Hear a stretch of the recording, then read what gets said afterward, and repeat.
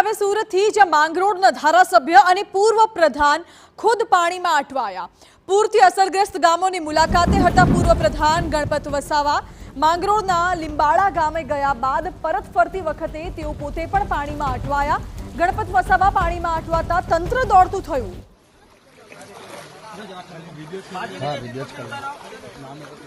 અત્યારે આવી કપરી પરિસ્થિતિ લોકોની છે, તેવામાં જ્યારે ગણપત વસાવા મુલાકાત લેવા માટે ગયા, તેઓ પોતે પણ અટવાયા હતા। અમારી સાથે ગણપત વસાવા જોડાઈ ગયા છે ફોન લાઈન પર।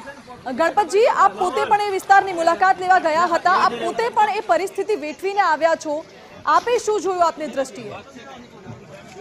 સતત વરસાદને કારણે માંગરોળ તાલુકાના કેટલાક ગામો જેવા કે લીંબાળા ગામ, વેલાસા ગામ, નાની પારડી ગામ, લુવારા ગામ, સિમોદરા ગામમાં પાણી ભરાયા હતા અને લગભગ લીંબાળા ગામની અંદર 300 લોકોના રેસ્ક્યુ કરવામાં આવેલ છે। ત્યારબાદ લુવારા ગામની અંદર અમારા કાર્યકર્તાઓ, અમારા તાલુકાના પીએસઆઈ શ્રી અને અમારા તલાટી જે લોકોને કાઢવા દરમિયાન, લોકોને ખસેડવા દરમિયાન પાણી વધી જવાને કારણે ત્યાં એ લોકો ફસાઈ ગયા હતા પીએસઆઈ, અને એમને મદદ કરવા માટે એનડીઆરએફની ટીમ લઈને અમે લોકો લુવારા ગામમાં પહોંચવાનો પ્રયત્ન કર્યો, પરંતુ નાની પારડી ગામે ખૂબ પાણી હોવાથી એનડીઆરએફના વાહનો પણ ત્યાંથી જઈ શક્યા નથી। એના કારણે અમે સ્થાનિક લોકોની મદદ લઈને મોટા હાઈવા ટ્રક મંગાવી, એમાં એનડીઆરએફની ટીમને ટોટલ સામાન સાથે અમે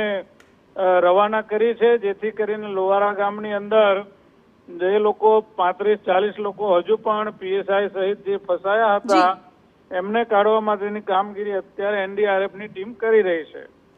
જી ગણપતજી, આપનો જ આ વિસ્તાર છે, આપના જ વિસ્તારમાં આટલા પાણી ભરાઈ ગયા, લોકો હેરાન થયા અને તમે પણ અટવાયા હતા। એક્ઝેક્ટલી એ કયા વિસ્તારની ઘટના છે જ્યાં તમે અટવાયા હતા અને આવી પરિસ્થિતિ સર્જાઈ?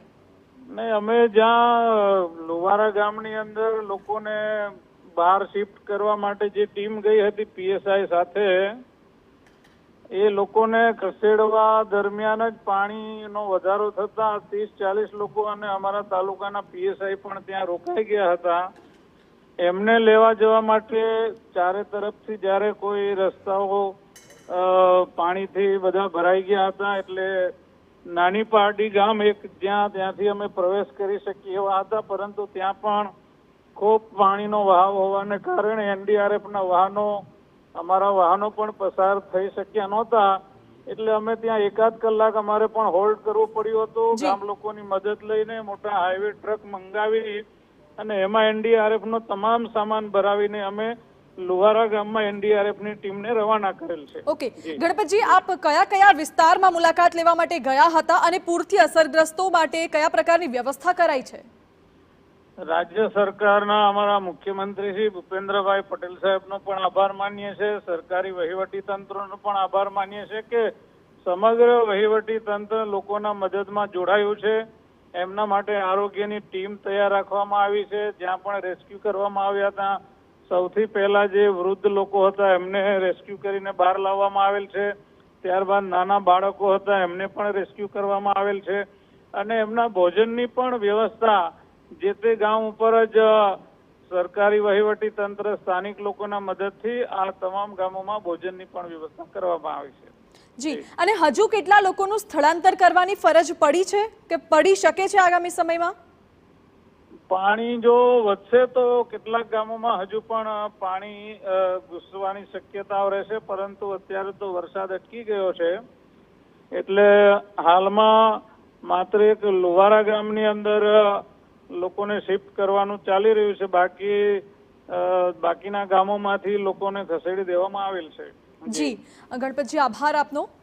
ખાસ કરીને જ્યારે માંગરોળના ધારાસભ્ય અને પૂર્વ પ્રધાન પોતાના વિસ્તારના અલગ અલગ ગામોની મુલાકાતે હતા, ત્યારે તેઓ પોતે પણ અટવાયા હતા।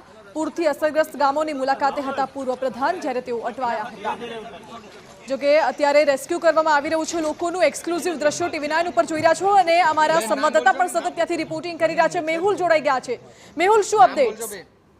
જી બિલકુલ, જે રીતે સુરત જિલ્લાના માંગરોળ તાલુકામાં કીમ નદી પસાર થાય છે, આ કીમ નદી હાલ ગાંડી તૂર બની છે। કીમ નદીએ તેઓની ભયજનક સપાટી વટાવી દીધી છે, જેને લઈને કીમ નદીના વિસ્તારમાં જે ગામડાઓ આવેલા છે ત્યાં પૂરની સ્થિતિ સર્જાઈ છે। ત્યારે આ જ પૂરની સ્થિતિનો તાગ મેળવવા માંગરોળ વિધાનસભાના ધારાસભ્ય અને પૂર્વ કેબિનેટ મંત્રી ગણપત વસાવા પહોંચ્યા હતા અને તે પહોંચતા જ ફરી રસ્તાઓ પર પાણી ફરી વળતા તે અટવાઈ ગયા હતા, જેને લઈને સુરત જિલ્લાનું તંત્ર દોડતું થઈ ગયું હતું। જે રીતે સ્થાનિક સૂત્રો પાસેથી માહિતી મળી રહી છે કે 2 થી 2.5 કલાક પૂર્વ મંત્રી જાતે ફસાઈ ગયા હતા। જો કે હાલ તેઓ સહી સલામત બહાર નીકળી જતા સૌ કોઈએ રાહતનો શ્વાસ લીધો છે। જે રીતે હજુ પણ જળસ્તર વધી રહ્યા છે, જેને લઈને સુરત જિલ્લાનું તંત્ર હરકતમાં આવી ગયું છે અને અસરગ્રસ્ત લોકોને એસડીઆરએફ અને એનડીઆરએફની ટીમ બહાર કાઢી સુરક્ષિત જગ્યાએ મૂકી રહી છે। જી મેહુલ, આભાર આપનો। એટલે પૂરથી અસરગ્રસ્ત લોકો છે તેમનું રેસ્ક્યુ કરવામાં આવી રહ્યું છે। એસડીઆરએફ એનડીઆરએફની મદદથી તેમને સુરક્ષિત સ્થળે ખસેડવામાં આવી રહ્યા છે। લીંબાડાથી પરત ફરતી વખતે ખુદ ધારાસભ્ય ગણપત વસાવા પોતે પણ ફસાયા હતા, તેઓ પણ મુલાકાતે ગયા હતા, ત્યારે તેઓ ફસાયા અને તંત્ર દોડતું થયું હતું। આ દ્રશ્યો જુઓ, ગણપત વસાવા જ્યારે ફસાયા હતા પાણીમાં અને મુલાકાતે ગયા હતા તેના પણ દ્રશ્યો એક્સક્લુઝિવ ટીવી9ની સ્ક્રીન ઉપર આપ જોઈ રહ્યા છો। મહત્વનું છે કે સુરતમાં મેઘરાજાએ ધબધબાટી બોલાવી છે। અનરાધાર વરસાદને પગલે ઠેર ઠેર પાણી ભરાઈ ગયા છે, લોકો ભારે હાલાકી વેઠવી રહ્યા છે। ત્યારે ધારાસભ્ય આ ગામોની મુલાકાતે હતા, માંગરોળના એ અસરગ્રસ્ત ગામોની મુલાકાતે હતા જે પૂરથી પ્રભાવિત છે અને ત્યાં મુલાકાત દરમિયાન પરત ફરતી વખતે ધારાસભ્ય પોતે પણ ફસાયા હતા। જોકે જ્યારે ધારાસભ્ય મુલાકાત લીધી તેના દ્રશ્યો પણ જોવા મળી રહ્યા છે। સાથે એનડીઆરએફ એસડીઆરએફની ટીમ દ્વારા રેસ્ક્યુ ઓપરેશન હાથ ધરવામાં આવ્યું, ત્યારે એનડીઆરએફના જવાનો પણ આ દ્રશ્યોમાં દેખાઈ આવે છે।